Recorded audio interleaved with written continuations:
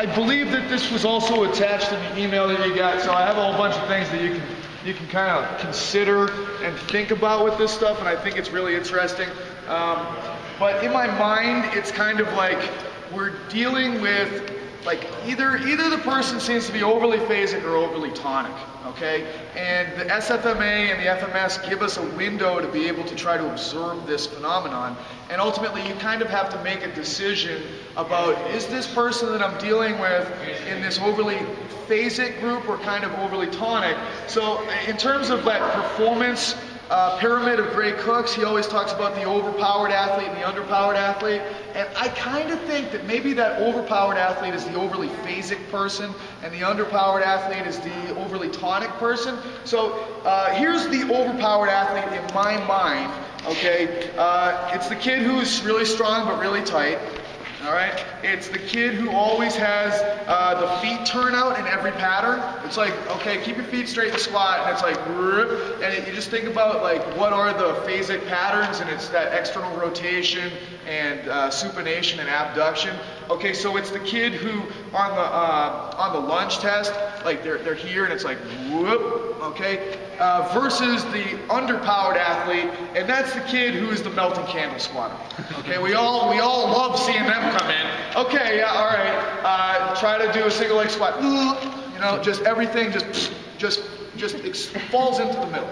Okay, so trying to identify these people, and then what do you do with them? Well, quite honestly, I think we talk all the time about the underpowered person. So, and what do I work with? We have overpowered athletes, okay?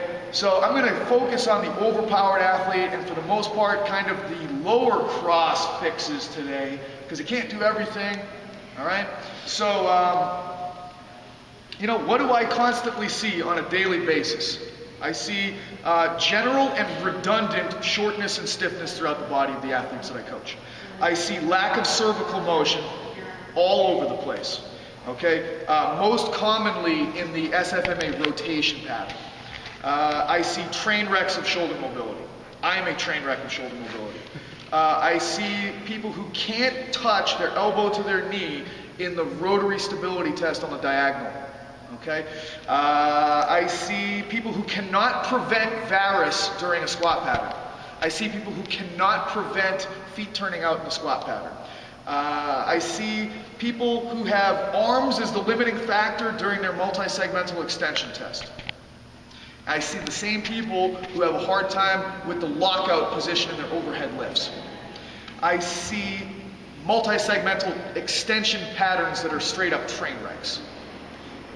How can the multi-segmental extension pattern be a train wreck when I'm saying that these overpowered athletes are overly phasic? Because you think of multi-segment extension as being extension pattern and phasic being extension pattern. Well, they're stuck in extension at rest. They're stuck, okay?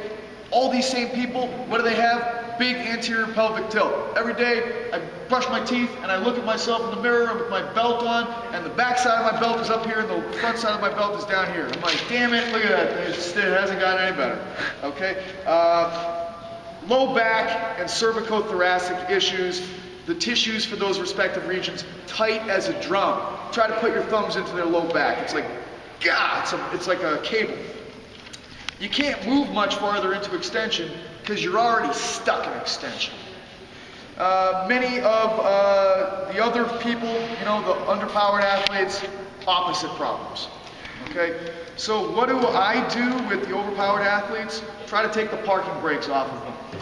Okay, I try to actually move them into tonic chain movements, longer duration tonic chain positions to try to relax these tissues of extension.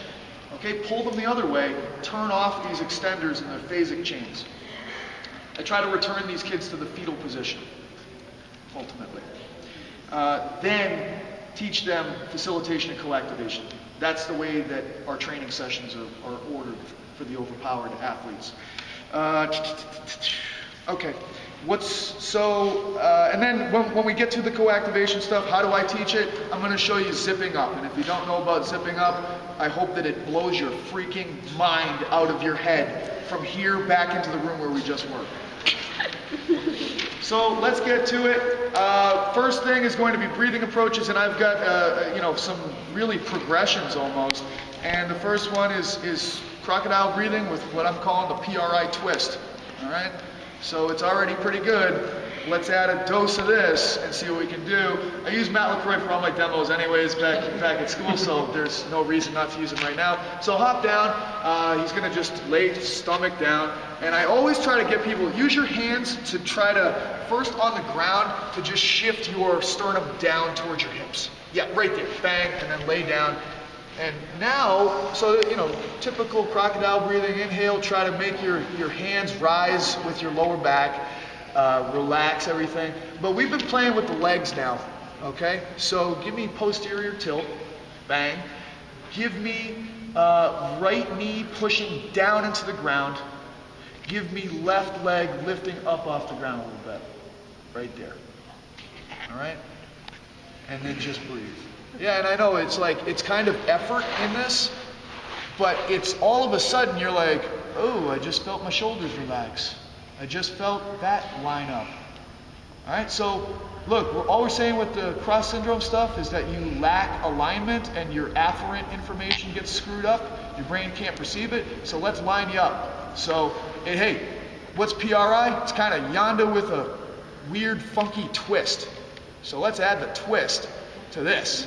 So give it a shot, all right? So what I want you to do is just partner up with somebody so that you have somebody that can work with you, all right? But just grab somebody, lay down, yeah, partner up with some of you guys you don't know, so introduce yourselves, say hi.